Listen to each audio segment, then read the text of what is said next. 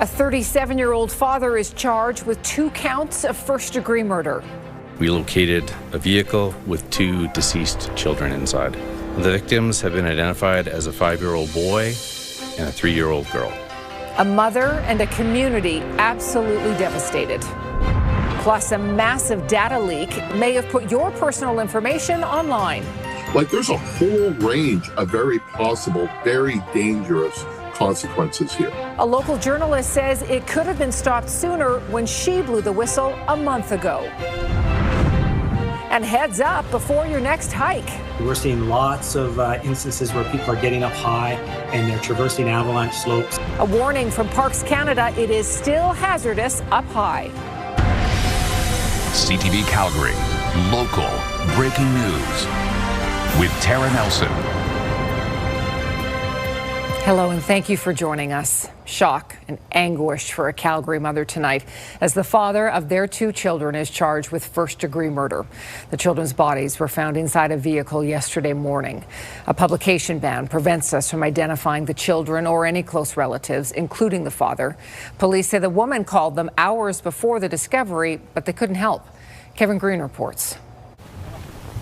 Barely able to stand, the children's mother was helped into St. Michael Eritrean Orthodox Church.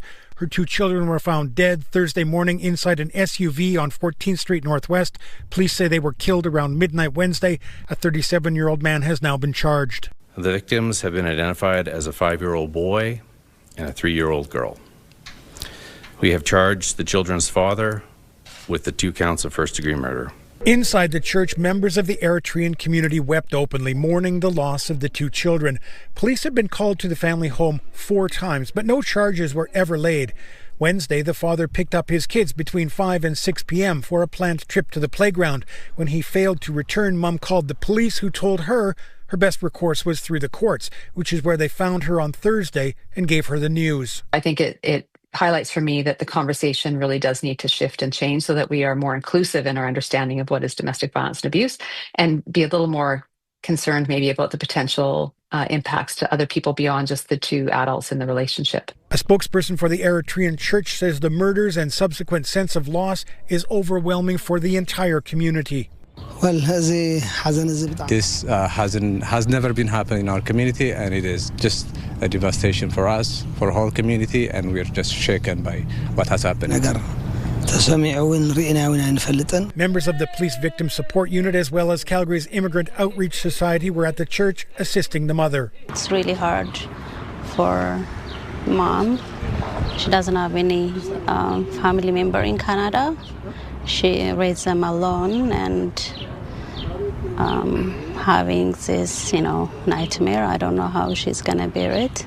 It was around 10 a.m. Thursday, just meters from the District 3 police station, where officers found the children's bodies. The accused contacted 911 and stated that he had killed his children and gave his location. He was parked just north of 3 District on 14th Street in the 4500 block, and that's where our officers found him. Kevin is outside St. Michael Eritrean Orthodox Church tonight. So, Kevin, what are the next steps for this mother and that whole community? Well, Tara, friends of the mother have told us that the couple were living apart but still on good terms. They also told us the mom has a sister in Germany and the rest of her relatives still live in Eritrea, and none of them have yet been informed of the murder of the children. In the Eritrean community, mourning typically extends for a period of 30 days where they gather at the church, as you can see behind me. In this case, though, of course, the mother's grief will last forever. The children's father will be back in court on Monday facing those 2 first-degree murder charges. Tara? Devastating. Kevin, thank you. RCMP and Elections Alberta continue to investigate after a massive data leak put millions of Albertans' personal information in the hands of a separatist group. Tonight, a journalist is calling that leak unnecessary, claiming she told officials about the problem a month ago. Tim Brooke has details. In late March, a local journalist received a tip from an anonymous source. It warned a new separatist group had access to Alberta's list of electors. She immediately passed along the information to Elections Alberta. This person said, even though the evidence that I provided was quote unquote compelling, they could not rule out the possibility that this database had been seeded with third-party data, And so therefore they wouldn't be moving forward with an investigation. Weeks later, Alberta's opposition party says it too learned about that leak, but still, no action. There is a huge hole in the wall that protects Albertans' privacy and Albertans' information, and we need to plug that hole, and we need to hear from the government what they're intending on doing. It appears that list of electors remained online and accessible until this week. There is a concern that your organization is in possession of and using the list of electors. The list includes about 2.9 million voters' first, middle, and last names, their address, postal code, phone number, unique electoral identifier number, electoral division, and their voting area. Alberta's Privacy Commissioner says there's a risk of significant harm in that information being public, especially for public officials and those fleeing intimate partner violence. There's a whole range of very possible, very dangerous consequences here. This is not a left-right issue. This isn't even a federalist separatist issue. This is a right of privacy. So what exactly was the holdup? Elections Alberta tells us it is held to a very high standard on what it can and cannot investigate.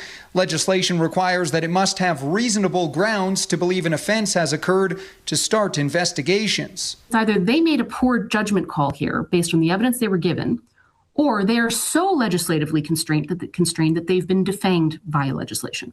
Both of these options are problems. The Premier says her government will wait for the results of RCMP and Elections Alberta investigations before commenting further and assessing whether any future legislative changes need to be considered. She adds those responsible should be held accountable.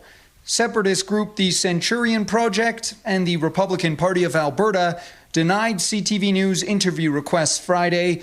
Both have said they will comply with the Elections Alberta investigation. Tim Brooke, CTV News, Calgary. Now, Jacqueline Wilson is following the latest on the story for us tonight. And Jackie, we're now hearing from the Chief Electoral Officer on this. Yes, Tara. So Elections Alberta's Chief Electoral Officer actually sent out a press release minutes ago, and it starts by saying that they've heard from hundreds of concerned Albertans. Elections Alberta says that they are working with law enforcement and other agencies and doing everything that they can within legislative limits. Now, as the rules stand, Elections Alberta cannot prevent an unauthorized distribution or use of a list of electors provided to registered political parties or other authorized entities, So Elections Alberta doesn't write legislation. And so last year, it wrote a letter to all members of the Legislative Assembly outlining several concerns with Bill 54, the Justice Statutes Amendment Act. And that included a specific section on changing the threshold for investigations. And Tara, the organization is preparing further recommendations for legislative changes to strengthen the system and prevent this from happening again in the future. Alberta's Privacy Commissioner also says that the incident shows it is, quote, high time for Alberta's political parties to be covered under the Personal Information and Privacy Act. So right now they are not. So the Privacy Commissioner has no jurisdiction here. She says that she's aware of this gap and has raised the issue with the province, requesting new laws. Tara? Okay, Jackie, thank you. Alberta's energy industry is welcoming the approval of a new pipeline to the United States and a new relationship with the federal government.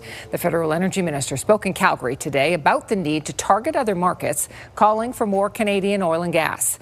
Alicia Fieldberg looks at the implications of the proposed Bridger pipeline project. With oil trading at more than $100 a barrel, Canadian energy is a hot commodity. There is no time in our history where the vitality of this energy sector has been more important to this country.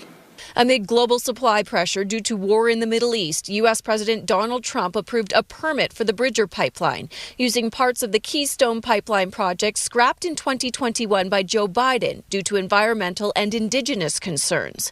But Bridger would take a different route along the Montana-Saskatchewan border before a south turn toward Wyoming. Uniquely gets through using existing infrastructure and some expansions in certain areas.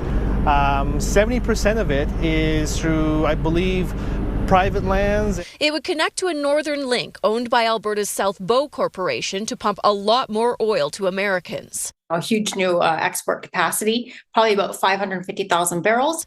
The project is still expected to face opposition from environmental groups in the U.S. This project is going to meet with the same opposition that Keystone did.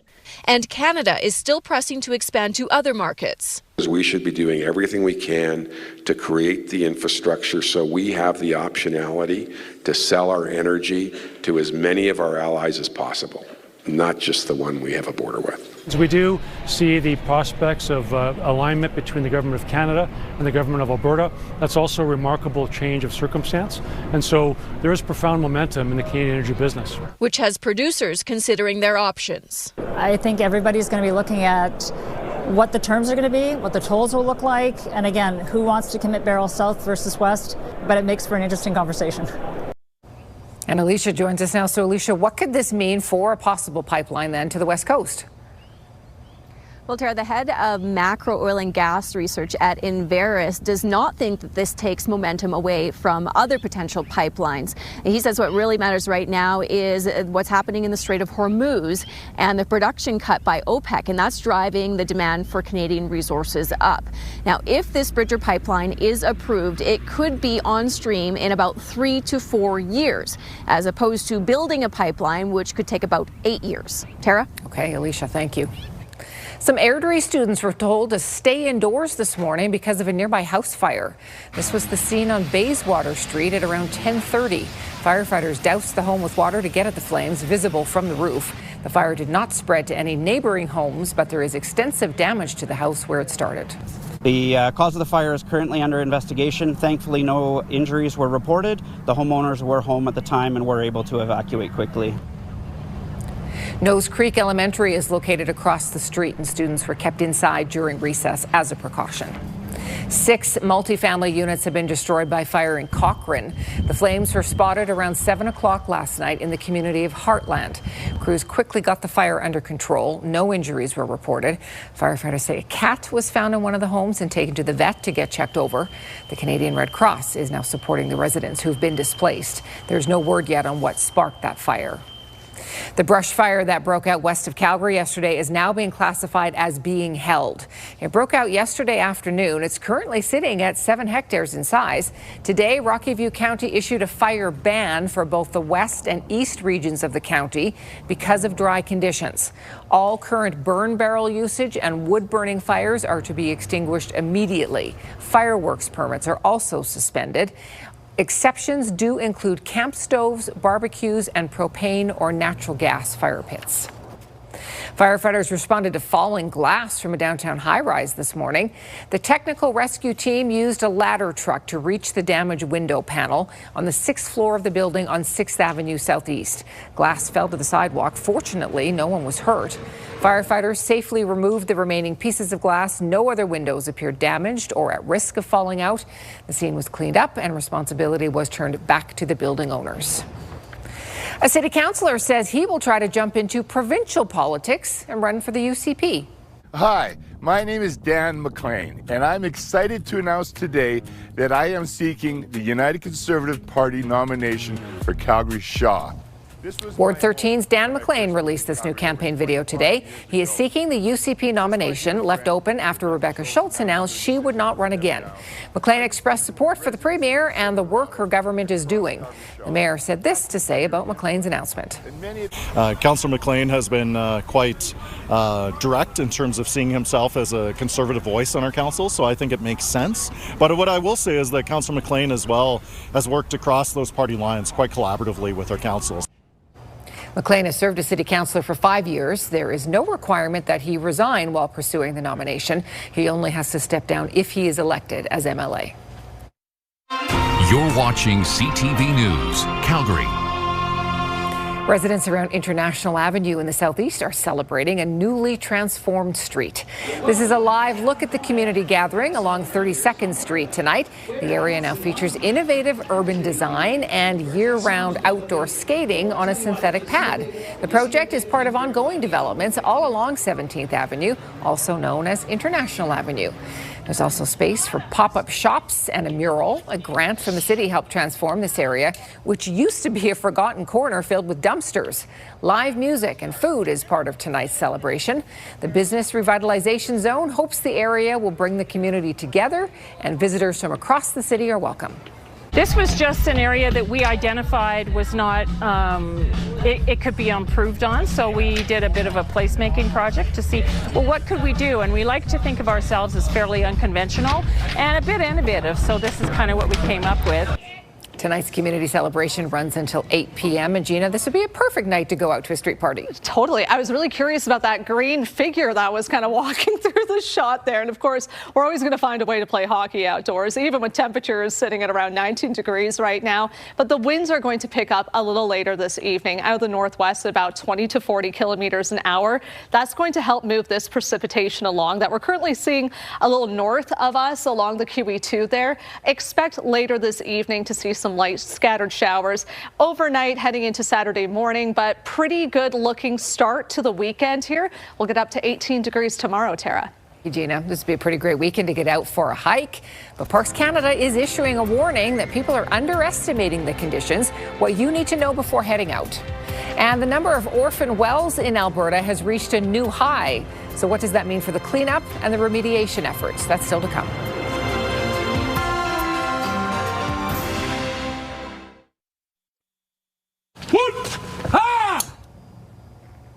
The Armed Forces is ending its participation in avalanche control along the Trans-Canada Highway. The military has used artillery to trigger controlled avalanches in the Rogers Pass area for more than 60 years. But the agreement will not be renewed after 2027.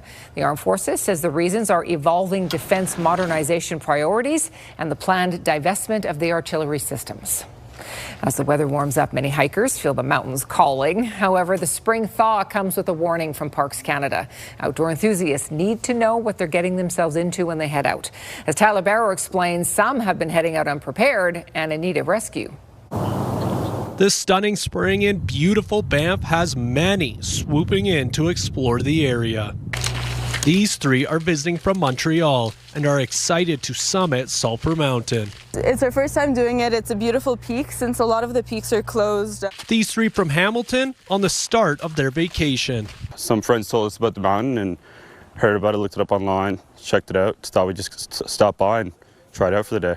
But as people get excited to hike, Parks Canada wants people to know what they're getting into. We haven't started to see the snow melt that we sometimes see by the end of April on a maybe a more typical year. So lots more snow out there. This comes after Parks was called to help stranded hikers several times over the past few weeks. They point to people slipping on icy trails and injuring themselves. Above the tree line, it's still very much winter after the Rockies experienced a near record snowpack. There's still avalanche hazard. And we're seeing lots of instances where people are getting up high and they're traversing avalanche slopes. It's advising of significant avalanche hazard for popular trails like the ascent of Mount Rundle from Banff, unofficial trails on Sulphur Mountain, along with the Corey Pass Loop. Several trails in Lake Louise also pose avalanche hazard. Parks recommends people have avalanche training for these trails. Those heading out are advised to wear ice cleats. As some know, you have to be prepared. It's great to, be aware of the risks, but trying to be as safe as possible and making the most of it. Parks Canada is issuing the warning as Avalanche Canada ends its regularly updated forecasts. However, the advisory group says avalanche hazards can continue well into spring. Tyler Barrow, CTV News, Banff. The mild weather has made this weekend the perfect time to give the city a little glow up. The mayor joined volunteers today to pick up litter along 300 kilometers of pathway and riverbank. These volunteers from ConocoPhillips are just some of the over 2,000 who registered to help out every year. The program started back in 1967 when a young girl notified the city to say she was seeing garbage on the shore of the Elbow River. The cleanup runs until Sunday. Another good thing to get out and do this weekend. Always good to pitch in. Yeah, exactly. And this is going to be a great weekend to get at that yard work, clear out the space for when those really warm temperatures arrive, to get ready to plant anything you want in your garden there. I mean, the weekend's looking pretty good. If you do want to get a head start on just getting plants into the ground, you could try, but you know how the story is. We always like to wait till May long before we do any of the intense gardening work. Winds are pretty good right now, out of the northwest mostly, between 20 to 40 kilometers an hour. That will be the story throughout tonight, and it's already starting to cool off our temperatures too. We did manage to get to a high of 21 degrees today, sitting at 19 right now, so already starting to feel like it a little cooler out there, but still looking really good in Lethbridge, Medicine Hat, Brooks, all at 23 degrees this hour. Places in central Alberta like Edmonton and Red Deer are dealing with that cooling trend already. So we saw on the radar satellite a little earlier there how there's precipitation already developing along the QE2 here. Tomorrow's high 18 degrees, so a little cooler compared to today, but still above seasonal, the normal high. Usually about 15 degrees for this time of year. There's a look at that precipitation I was talking about. So already impacting areas to the north of us. We're anticipating that wet weather to make it our way a little later this evening. On our 24-hour rainfall chart here, we can see scattered showers possible as early as midnight. I do think we could see it a little earlier this evening, more at around the 11 o'clock hour, but on and off really throughout the morning hours there for Calgary. Banff could see a little precipitation as well overnight, and Lethbridge, all the wet weather we get first will then head your way a little later tomorrow morning. You might even get a second round of precipitation by the time Saturday afternoon arrives, but the regional forecast still showing a relatively above seasonal trend for many areas, looking into the 20s still for Red Deer throughout the weekend, same in Drumheller, but we notice that dip as Monday comes around. We'll really start to feel temperatures cool off. I'll talk about that a bit more in our next weather hit, but your Action Furnace 5-day forecast showing above seasonal for tomorrow, back into the 20s with a lot of sunshine for Sunday, and then we take that brief turn on Monday with more cloud, maybe some showers too, and a below seasonal high of just 12 degrees, but we pick up back quite nicely by Tuesday. Thank you, Gina. The number of orphan wells in our province has reached a new high. The recent closure of a Calgary-based company means the Orphan Well Association has taken on more than 4,000 new wells. That has some calling on the Alberta Energy Regulator to demand more from the industry for cleanup. Here's Nicole Weisberg. These pump jacks near Bruderheim, northeast of Edmonton, are no longer the responsibility of Long Run Exploration. The company filed for receivership last year. Last month, the Orphan Well Association took over care of its remaining sites. So we aren't going to be able to do too many long-run sites in this fiscal year, but we are planning for next year to do a lot more. The association's president says it received more than 4,000 wells from Long Run. 3,000 need to be decommissioned. The others need remediation and reclamation. The association already had 4,200 wells that needed decommissioning. It's concerning because the more sites that end up at the Orphan Well Association, the longer it's actually going to take to get these sites cleaned up if we don't fund it properly. Philip Meitzer is with the Coalition for Responsible Energy. Formed last year, it's made up of groups including health and environmental organizations and rural landowners. Well, I'm a landowner with an orphan well on my land. It was drilled in 2008. Everything was fine until 2017. The checks stopped coming. Two Hills landowner Dwight Popovich is now being compensated through the Land and Property Rights Tribunal, paid for by the province or taxpayers.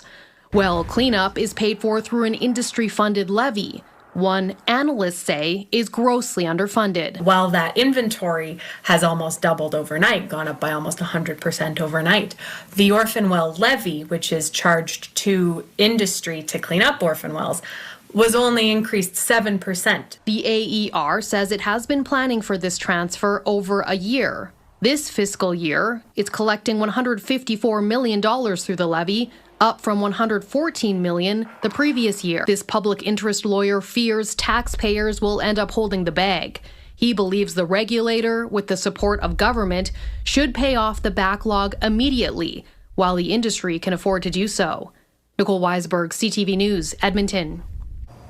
The Transport Minister is vowing to clear a 97,000 travel complaint backlog.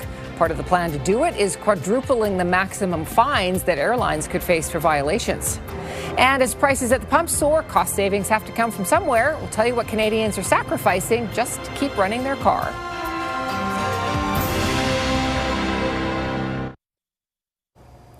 The federal government says it has a plan to tackle the massive backlog of air travel complaints, now close to 100,000. Travelers have long been calling for action to speed up the process that in some cases can take years before being resolved. Among the measures announced, much stiffer fines. CTV's Abigail Beeman reports.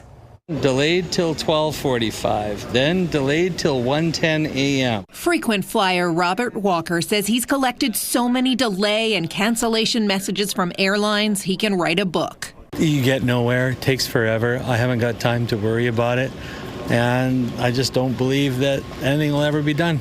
He's not optimistic about the federal government's commitment to better handle air travel complaints, included in the spring economic update. We put in place a system that, in hindsight, was onerous, expensive, took too long. The Fed's now proposing to quadruple the fines airlines could face to a maximum of $1 million. Clear the complaint backlog by using a third party based on the successful model in the UK and EU, and simplify the complaint process. The exemptions, the lack of clarity, the confusion, the loopholes. Since January, the Canadian Transportation Agency tells CTV News it's received more than 1,000 complaints every week. That backlog now stands at 97,000, and it can take more than 2 years for your complaint to be reviewed. This is really, I would argue, the first time that we've seen the government acknowledge that the system itself needs to be reformed. And so we're encouraged by that. The National Airlines Council of Canada told us that before new details about much bigger fines emerged Friday and wouldn't share updated reaction. I don't believe the government. While this air passenger rights advocate says Ottawa is offering smoke and mirrors. The government is essentially trying to solve a PR problem. When they are going to privatize it, they will be able to shake their finger at whatever third party is running the adjudication process and say, you're not doing your job well. Gabor Lukács says the reason the system works better in Europe isn't because of a third-party system, but rather easy-to-follow rules about whether compensation is owed, which he would like to see in Canada. Abigail Beeman, CTV News, Ottawa. As the cost of everything goes up, people are looking for ways to save money, but there really are some places you just shouldn't scrimp. You just pay the professionals. Our trending videos are next.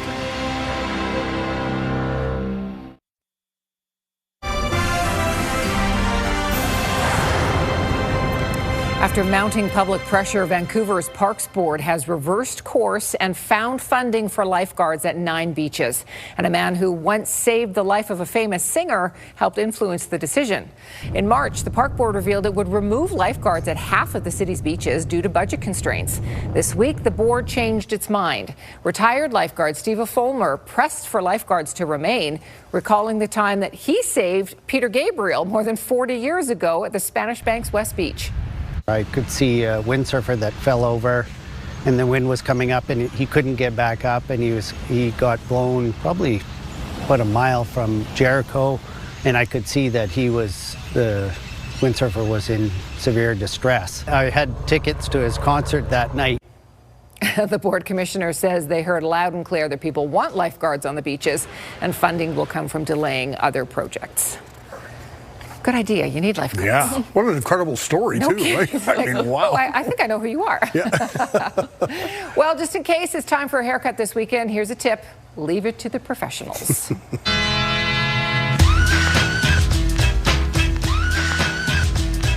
Oh boy, there's a lot of videos on YouTube, and as this mom found out, it doesn't mean you'll be good at it. Look at his face.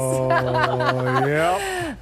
Marissa attempted to give her 10-year-old a bowl cut. Don't do the bowl cut. No, don't do that it. one's aggressive too. I don't know why any of them are surprised. I mean, she put a bowl on his head. That's exactly what I was expecting it to look like. The kid's hair looked okay. I don't know why. What do you? This apparently was his idea, and he had a good sense of humor about it. No, there you go. He probably went straight that. to the barbers after that. Yeah.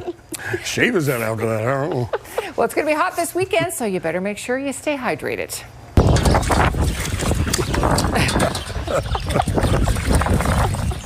That is enthusiastic. This is Wally the German Shepherd. Loves to go face first into his water bowl outside. If you're wondering about his front paws there, he and his brother were born with congenital limb deformities. They actually have prosthetics when they go for walks, but when they're at home, they just go au naturel. Yeah. 26 million people have viewed this. They agree he is perfect just the way he is. Maybe the other dog is kind of like, are you going to leave me some? Yeah, seriously. I mean, come on. The rest of us would like a drink. Well, you always know a story that happens in Florida could be about just about anything, and you probably will not guess where this one's going. Because there's literally a guy that's like flying, but that's not even the most impressive part. He has a dog on his zip. Okay, so he's above the water on a jet-propelled hoverboard. That's impressive enough. But he's towing his dog on a jet ski. Wow. Coolest dog in Florida. Yeah. Yeah. Does he have a license to do that? Yeah, right. You got to have a lot of trust in your best friend to do that, right? Yeah, best friend's got to do everything together. Oh, that's awesome. Clever. It'll cost over $1 billion, but TC Energy says it will expand a pipeline that runs from New York State to the Midwest. We have those details in our business report.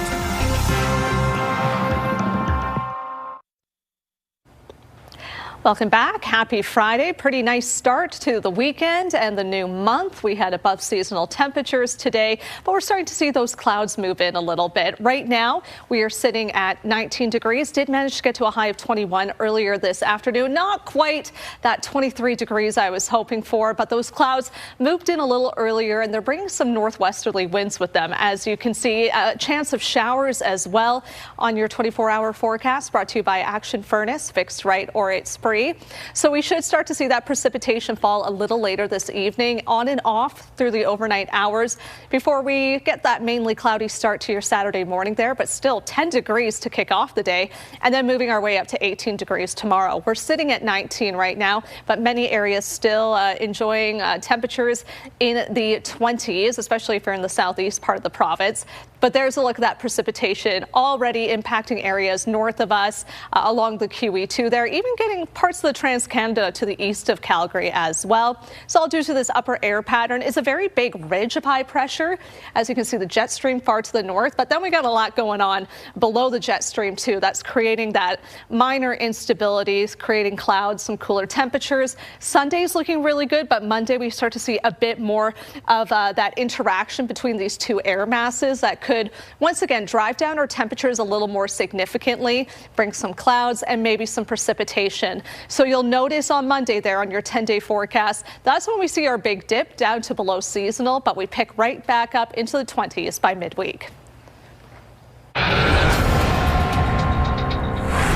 Breaking news from Northeast Calgary and Castle Ridge tonight. A child on a scooter was struck by a vehicle. They've been taken to hospital in stable condition. The driver did remain at the scene. Police are asking drivers to stay away from that area. The father of 2 children found dead in an SUV in northwest Calgary is charged with first-degree murder. The mother arrived at a Northeast church today overcome with grief. Calgary's Eritrean community is providing her support. A journalist calls the leak of the provincial voters list unnecessary. Jen Gerson says she told elections officials about the problem a month ago after she got a tip. And there's optimism in Alberta's energy industry after Donald Trump approved a new pipeline to get Alberta oil to Wyoming. The project is still expected to face opposition from environmental groups. That is not the only pipeline news today. There's another large expansion in the U.S. to tell you about. Here's BNN Bloomberg's Marilla Fernandez. TC Energy will expand a pipeline system at a cost of $1.5 billion U.S. The gas system runs from New York State to the Midwest and Southeast. The Canadian company just reported earnings with a revenue for the quarter at about $3.9 billion. The system expansion should be up and running by 2030. Here are the closing numbers for the day. The Canadian dollar is down to 73.58. West Texas Intermediate is down to 101.94. Western Canadian Select also down to 81.92. And the TSX lost 73 points today. Those are your business headlines. I'm Marilla Fernandez. As the war in Iran enters its second month, gas prices here are only getting worse. And with you paying more at the pump, cost savings will have to come from somewhere else. Here's CTV's Adrian Gabriel on how some drivers are trying to cut other expenses so they can afford to keep filling up. With gas prices soaring, Canadians are feeling less than fulfilled at the pumps. It's ridiculous, to be honest. When you look at the price on the pump, what goes through your mind? I'm going to have to put my car away for a bit. What we're paying is a direct result as to what's going on in the Middle East. The war in Iran and the subsequent closure of the Strait of Hormuz, where 20% of the world's oil normally travels through, has sent prices peaking. I paid $170. CTV News crunched the numbers. An average size vehicle has about a 50-liter gas tank. Most Canadians fill up once per week. The cheapest national average for gas so far this year is about $1.22 per liter. Over a 12-month period, that would run you about $3,172 in gas per year. On the high end, the national average now sits at about $1.84 per liter. If the high price sticks around, it would cost an average of about $4,784 a year at the pumps.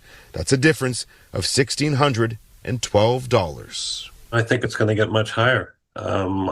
I see $2 a liter is not only a possibility, it's a probability at this stage. The potential increase has some drivers already cutting back on other expenses. You'd have to cut back on activities with your family. Yes, I'm going to have to, due to the fact that the gas prices are affecting us a lot. My meat consumption has gone down significantly, and for me, there needs to be an offset. Those watching the market say there's a belief that elevated prices could be the new normal for several more months.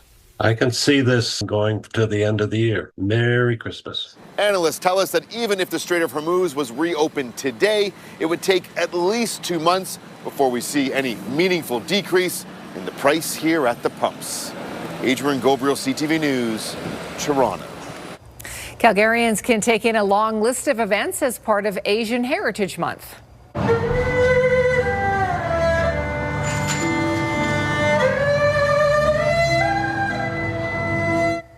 Celebrations kicked off at the New Gallery in Chinatown. Events coming up in May include Chinese music experiences at the National Music Centre, an International Game Day, a Hong Kong Association street food event, a Japanese kimono fair, Korean community drumming workshops, and events by the Hindu and Sikh communities. Some events are ticketed, others are free. Everyone is invited to learn about other cultures. I think that is critical because we live in a very pluralistic country, and any opportunity for us to build connections, bridges, to enjoy each other's experiences and culture. I think it builds social connection. The Asian Heritage Foundation was formed in 2002, the same year that May was designated as National Asian Heritage Month. Fear is Not Love, which runs the Calgary Women's Emergency Shelter, hosted its Turning Point Gala last night at the BMO Centre. The fundraising event honors the strength of individuals and families impacted by domestic violence and abuse in our community. Each year, the organization supports approximately 20,000 people. Domestic violence and abuse is a public safety issue in our community, and it happens every day behind closed doors, and it is also spilling into our streets and our communities, and we're really looking to raise the awareness of how people can be great social supporters and how do we turn the needle in the other direction on this issue as a community. For more information about its programs or to donate, go to fearisnotlove.ca. From the local soccer pitch to the big leagues, an amateur Calgary soccer team is about to take on Montreal's Major League Soccer Club. Glenn will show us how they're preparing. Cavalry FC will try to keep its unbeaten record intact in Laval, Quebec this weekend. Glenn is back with us. And Glenn, the Cavalry's first look at FC Super de Quebec. Yeah, Terra Super's an expansion team, but they're also off to a good start to the season. They were founded last season, played their first match on April 11th, and are 2-1 to start the season. Cavalry coming off a 1-1 draw against York United at Spruce Meadows on Saturday. And with that single point, Cavalry sits in second place in league standings, just behind Forge FC. Being a brand new opponent can't be easy to face, but that doesn't mean they don't know anyone on the Quebec squad, and they're excited to see what it's going to be like in Laval on Sunday. I think it's their first match in the different stadium as well, so we're hoping for a good crowd, for a good game, and they've had a good start to the season. And they've signed some players that we've known and that we've played for many years. So we're obviously expecting them to be a strong side. So for us, it's always good. We're always up for the challenge. So obviously excited for Sunday. Kickoff for Sunday's match, 1 o'clock Mountain Time. Cavalry has had a few friendlies with Calgary Blizzard men of the Alberta Premier League of late. They're helping the Blizzard get ready for their first appearance in the Canadian Championship. The Calgary Blizzard are getting ready for the biggest match of their lives. Blizzard qualified for the Canadian Championship last season after they beat St. Albert to win the Alberta Premier League title. Next week, they travel to Montreal to take on their MLS squad. Not bad for a bunch of university students. Like I said, these guys are going to be accountants and engineers and businessmen, and they get to play in this one game, which is it's a once in a lifetime opportunity for them. So they're buzzing, they're ready, they want to have some fun with it. Blizzard is made up of players from the University of Calgary, and they've been preparing for this game for a month. Co-captain Moal Gandor has been playing soccer his whole life. He admits he'll be a little nervous, but knows he'll be able to settle down.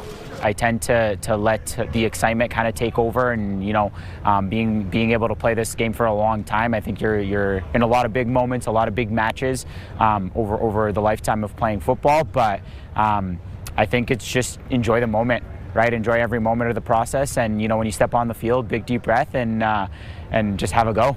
There's no doubt the Blizzards will go into this game as the huge underdogs, and that's a role they'll embrace. It is a David versus Goliath proposition. It's nobody expects us to make any noise in this game, so we are huge underdogs, but the game has to be played, so I think we've prepared as best as we can. Marco Plenzik is the Blizzards' other captain, and he says they do have belief, because in sports, anything can happen.